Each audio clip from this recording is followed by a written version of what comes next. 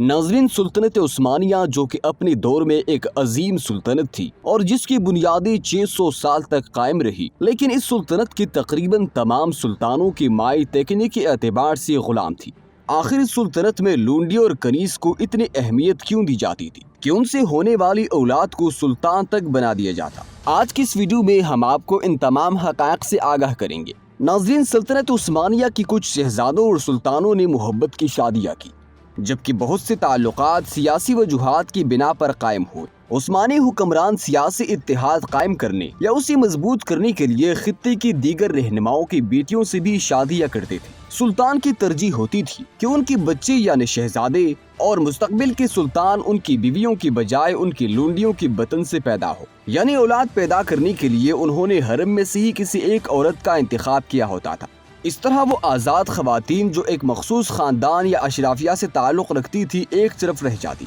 سلطانوں نے اپنے وارث کی ماں کے طور پر ایسی خواتین کا انتخاب کرنا شروع کیا جن کا کوئی سیاسی تعلق نہیں تھا۔ اس دور میں اگر ایک بیٹا بیوی سے پیدا ہوتا اور دوسرا لونڈی سے، تو دونوں کو تخت پر بیٹھنے کا یکساں حق تھا۔ عثمانی فتوحات کے نتیجے میں بہت سی خواتین کو زبردستی شاہی دارالحکومت لے جایا جاتا۔ اگر سلطان کے دور کی بات کریں تو ان میں سے بہت سی خواتین جنوبی اور مشرقی یورپ سے آئی تھی، یعنی موجودہ رومانیہ اور یوکرین، نیز جنوبی روس، بحر اسود کے علاقے اور قفقاز سے۔ جب وہ ایک بار حرم میں آ جاتی تو وہ سلطان کی ملکیت بن جاتی، جن کے ساتھ اسے جنسی تعلق قائم کرنے کا حق حاصل تھا۔ لیکن جس چیز نے ایک عام لونڈی کو طاقتور بنا دیا وہ بچہ پیدا کرنا تھا، خاص طور پر اگر وہ لڑکا ہوتا۔ ایک ایسے وقت میں جب بہت سے بچے صحت کے مسائل کی وجہ سے کم عمری میں ہی وفات پا جاتے تھے، زیادہ مرد وارث پیدا کرنا ایک اہم اور ضروری سمجھا جاتا تھا۔ اس کی ایک اور وجہ یہ بھی تھی کہ ایک خاص عمر کے بعد شہزادے کو میدان جنگ میں جانا ہوتا، جہاں اس کی ہلاکت کا امکان موجود ہوتا۔ سلطنت عثمانیہ کی بنیاد موروثیت پر تھی، اور اگر مرد وارث نہ ہوتے تو یہ ختم ہو جاتی۔ اس لیے یہ ضروری تھا کہ مرد بچوں کی زیادہ تعداد موجود ہوتی، تاکہ اگر کسی ایک کو کچھ بھی ہو جائے تو دوسرا بچہ اقتدار کرنے کے لیے موجود ہو۔ حرم میں ماں اور بیٹا ایک ٹیم کی طرح ہوتے تھے۔ سلطان کا جانشین بننے کے دوڑ میں مائیں اہم اس لیے ہوتی تھی کہ وہ اپنے بچوں کو اس رتبے تک پہنچنے میں مدد فراہم کر سکتی تھی۔ کون سا بیٹا اپنے باپ کی طرف سے سب سے زیادہ پسند کیا جائے گا، کس کو بہترین تعلیم ملے گی، کون سا بیٹا بڑا ہو کر سلطنت میں اہم مقام حاصل کرے گا۔ اس طرح نہ صرف ورثاء کے درمیان بلکہ ان کی ماؤں کے درمیان بھی ایک قسم کے مقابلے کی فضا پیدا ہو گئی تھی۔ جب یہ بچے بڑے ہوتے 10 اور 15 سال کی عمر کے درمیان، تو انہیں خود کو جانشینے کا اہل ثابت کرنے کا موقع ملتا اور انہیں مختلف عہدے یا کام سونپے جاتے۔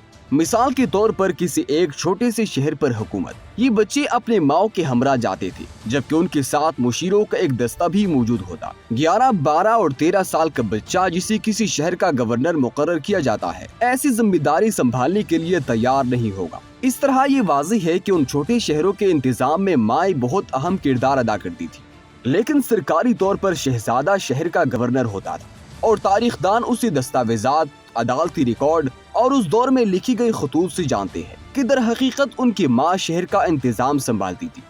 عثمانی تاریخ کے 600 سال سے زیادہ میں تقریباً تمام سلطانوں کی مائیں تکنیکی طور پر غلام تھی، جن کی ابتدا عام طور پر سلطنت عثمانیہ میں نہیں ہوئی تھی، اور غالباً وہ کسی عیسائی خاندان میں پیدا ہوئی اور پھر حرم میں داخل ہونے پر اسلام قبول کر لیا۔ وہ ماں جو تیزی سے سیکھنے کے قابل تھی اور جو کچھ وہ اپنے بیٹے تک منتقل کرنے میں کامیاب ہوئی وہ دنیاوی اعتبار سے مفید ثابت ہوتا۔ استنبول میں سیاحوں کے لیے پرکشش مقامات میں سے ایک توپی کی محل ہے، جو تقریباً 1478 سے 1856 تک عثمانی شاہی دربار کا انتظامی مرکز اور رہائش گاہ تھا۔ تمام تر آسائشوں سے مزین حرم، جسے افسانوی حیثیت دی جاتی ہے، کسی عام مسلمان گھرانے کی نسبت ایک سکول جیسا تھا۔ سلطان بایزید دوم کے بعد 3 مضبوط ترین امیدوار لونڈیوں کے بیٹے تھے، اور سب نے حرم میں ایک ہی قسم کی تعلیم حاصل کی: زبانیں، فلسفہ، مذہب اور عسکری فنون۔ جو لونڈیا سلطان کی پسندیدہ بنتی تھی وہ دوسروں سے زیادہ سیاسی طاقت رکھتی تھی۔